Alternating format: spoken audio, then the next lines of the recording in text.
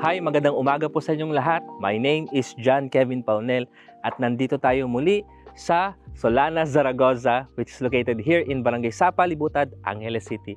At nasa harap po tayo ng Rania Model Unit na meron pong minimum lot area na 156 square meters at floor area na 151 square meters. Meron po itong 4 bedrooms, 3 toilet and bathroom, and 2 vehicle carport. But before we proceed on the further details of this model unit, if hindi ka pa nakasubscribe, please click that subscribe button and hit the notification bell para ma-update po kayo sa mga susunod nating videos. Alam ko po excited na sila, kaya wag na po natin patagalin. Let's begin! So previously, na-vlog na po natin yung Alexandra, Isabela Grand, and Mira model unit. At ito naman po ang susunod nating i-vlog, which is the Rania model. If napanood nyo na po yung previous video natin, siguro mga last year, regarding sa Miranda model unit, kung saan medyo may kalakihan po yung spasyo, mga nasa 180 square meters. If you are looking ng unit na 4 bedrooms, pero mas smaller version ng Miranda, so Rania model po ang perfect na dapat po ninyong i-consider. So by the way, kagaya po ng mga napag-usapan po natin na ang design po natin dito are Spanish architectural design.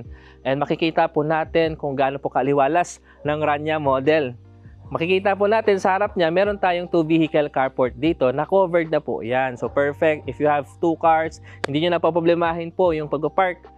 Marami po kasi sa client kung saan nagpa-park sa daanan. Pero dito po, since dalawa na po yung ating carport, it will fit. Then, pag-usapan naman po natin yung setback sa frontage. So, mga nasa 3 meter setback po siya na pwede nyo pong i-convert as basic landscaping, your garden. Pwede ho kayo magpalagay ng fence and gate po dito once na na-turn over yung unit. Kagaya po ng mga iba pang model unit natin dito sa Solana, Zaragoza, Rania is a single detached house. So, ibig sabihin, meron siyang spaces side by side, front and back. May ikutan nyo po yung bawat paligid ng Rania model.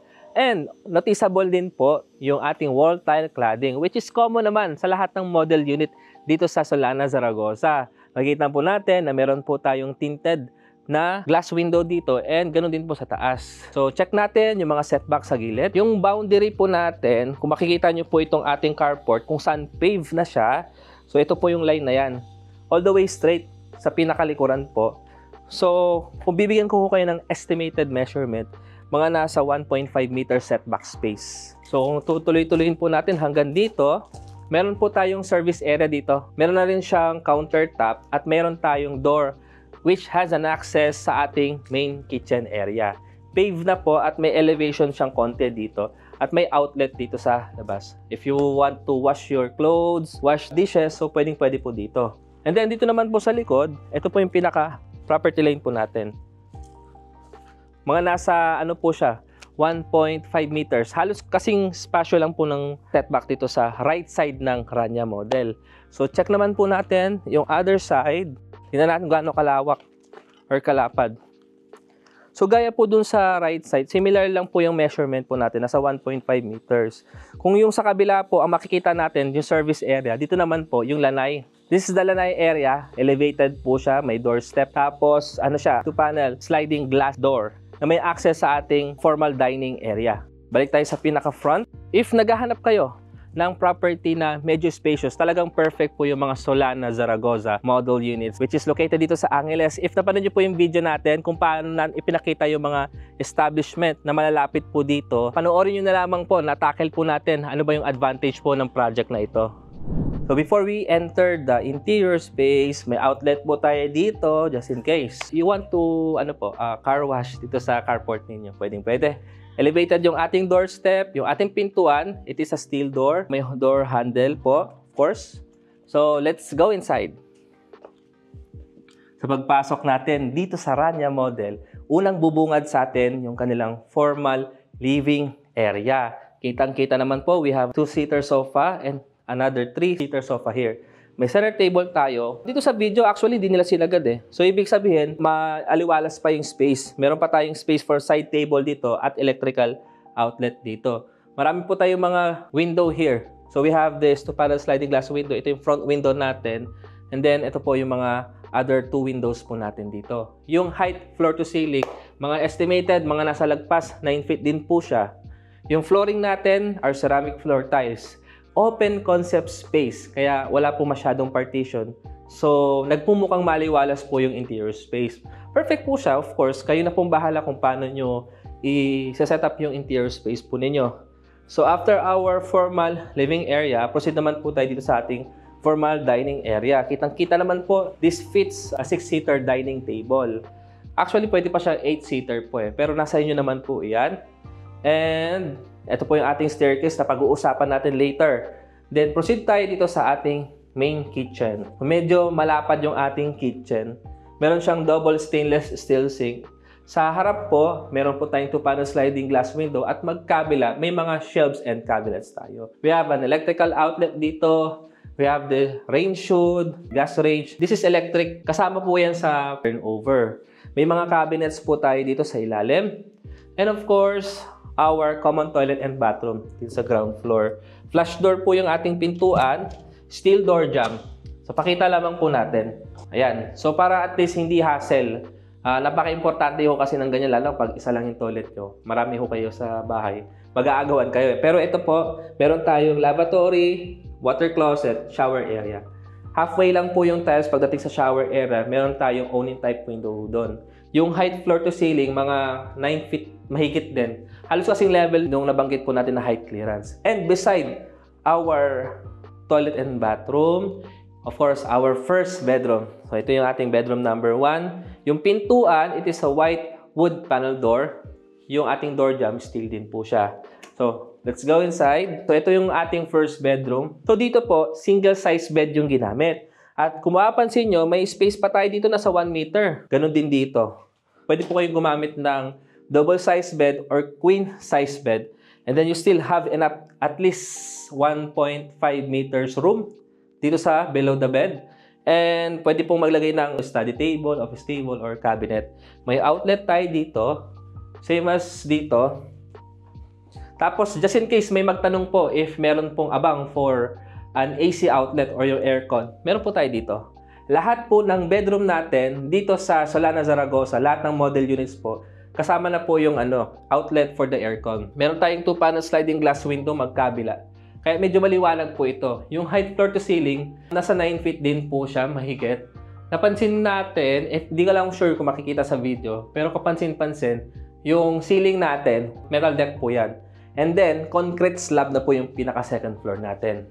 Okay, so nakita na po natin yung ating interior details dito sa ground floor. And now, before we go upstairs, pag-usapan natin yung staircase. So, yung staircase natin, may lapad po siya nasa 1 meter. Wood handle or wood handrail po dito. Tapos, steel railing. Then, solid wood yung mga stair treads natin. Okay, so akit naman po tayo sa taas. So, dito sa second floor, if sa ground floor natin, ceramic floor tiles, dito po, vinyl tiles po yung ating flooring. Baka may magtanong, based on kasi sa experience ko, usually, pag nasa kwarto tayo, hindi naman tayo nagchachanelas medyo malamig po yung tiles, kaya talagang ideal po. Pagdating sa, malapit po sa mga bedrooms natin, ano na po siya, mga vinyl, para hindi masakit sa paa. So medyo dito po sa may tayo, family area tayo dito. Medyo spacious po siya. May mga outlet tayo dito. And nakikita naman po, meron tayong sofa dito. Pwede pa kayo maglagay ng computer table or study table, nasa inyo po yan. Yung height floor to ceiling, mas mataas yung sa ground floor natin. Dito kasi mga nasa 8 feet po siya. Meron tayong 2-panel sliding glass window dito na may screen. And meron tayong 2 vertical na fixed window dito, which gives natural lighting. Meron pa tayong dito, railing. Okay, so pag-usapan naman po natin yung iba pang details before we go inside the rooms. Dito naman po tayo sa common toilet and bathroom natin. So dito sa common toilet and bathroom natin, papakita po natin kung yung kanina po sa ground floor, po siya, wall-mounted lavatory. Dito po pedestal lavatory po yan. Medyo may difference na siya. We have the water closet and the shower area. Meron pong concrete na partition doon sa baba. Mga nasa height na nasa 5 inch po yun. Tapos we have the awning type window. Sagad siya dito sa kaliwa.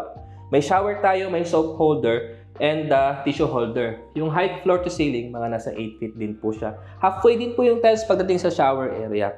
Okay, so napag-usapan na po natin yung second toilet and bathroom. And now, check naman po natin First, yung mga regular bedroom. So, nakita na po natin yung bedroom number 1. Ito naman po yung bedroom number 2. Pasok tayo. So, ang napansin ko dito, lahat ng mga bedrooms natin, wood panel door po yung ginamit. Then, yung wall paint natin, dito sa lahat po ng actually Solana Zaragoza model units, white finish po siya. Height floor to ceiling, pagdating to second floor, mga nasa 8 feet po. Meron tayong mga 2 windows dito. Each windows has screen. Each bedroom has 2 electrical outlet. Isa dito, at saka po dito. Bedroom number 2 po ito ha. And of course, ito yung nabanggit natin, the AC outlet. Then, kung pagbabasihan ko po yung bedroom number 1, halos magkasing laki lang. Kasya pa ho dito yung double size hanggang queen size bed. Actually, kung gusto mo isagad, king size bed. Then, meron ka pang enough space dito for a side table or cabinet. So, ganun po siya ka-spacious yung mga rooms natin dito. Nandito po yung switch natin. Wala nga lang po talaga tayong kuryente. Okay, so this is the bedroom number 2. And now, let's check the bedroom number 3. Tingnan po natin dito sa kabila. So, this is the bedroom number 3. Yung bedroom number 3 natin, may pagka parang hindi ako masabi kung mas malaki pa rin yung kabila. Yung feel sa akin, parang mas malaki yung kabila.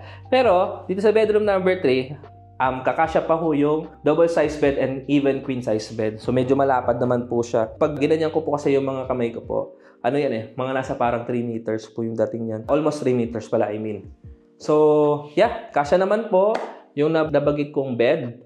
And, kagaya po nung kabilang room, dito po, meron tayong 2 windows. Meron tayong ano dito, view ng balcony. Yun nga lang, unfortunately, yung access lang po sa balcony is, meron lang po siya dun sa master's bedroom.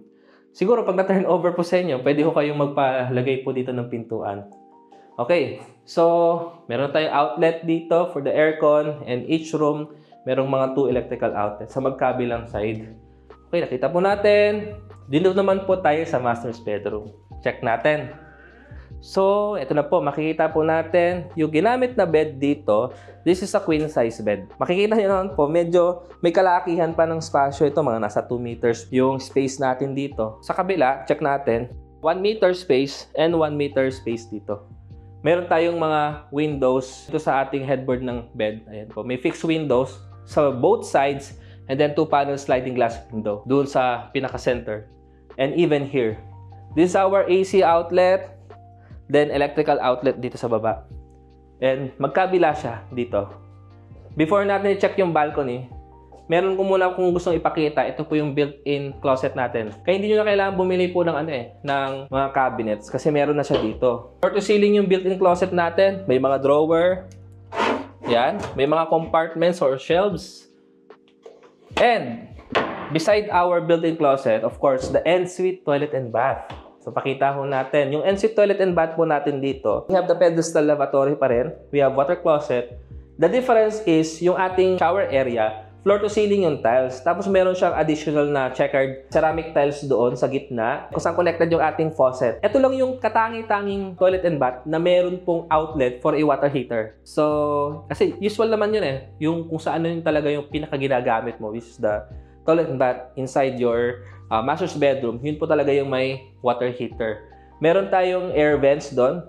And then, floor to ceiling yung tiles. Yung pintuan natin, this is a wood flush door. Steel door jamb. Okay, so ito naman po, balcony, yung lapad niya po dito mga nasa 1.2 meters. Yung master's bedroom lang po may access sa pinaka-balcony po natin. So may mga concrete railing na po tayo dyan. Malapit po siya dito sa roofing ng ating carport. So nakita na po natin yung interior space and details ng Rania model unit. Let's go back the front of the Rania and pag-usapan natin yung ibang details. Tara po! Now na napag-usapan na po natin ang exterior and interior details of the Rania model unit. If you have any other questions, please don't hesitate to mag-comment sa comment section below. Provided na po ang sample computation sa description box and even our mobile numbers, WhatsApp, Viber, TikTok, Facebook page, and email address. Just in case na meron po kayong inquiry with regards to this model unit. By the way, if first time yung mapanood ang video na ito, ang amenities natin na meron dito po, we have the swimming pool, the gym, basketball court, the children's playground, 24/7 gated community po ang ating project. Magkakatabi lang po yan, the Zaragoza and Frontera. Tapos located itong project na to strategically dito sa Angeles. Ang landmark po natin, Marquee Mall, and NLEX Angeles exit. May hospital po na malapit po dito kaya napaka-convenient. Restaurant, if you want to go to the New Clark International Airport, so napakalapit lang po. Kung may mga katanungan kayo na hindi nabanggit sa video na to, please message nyo lamang po kami. Once again, maraming salamat sa panonood po ninyo. Don't forget to subscribe sa mga followers po natin dyan na hindi pa nakasubscribe. So once again, see you on the next video. God bless.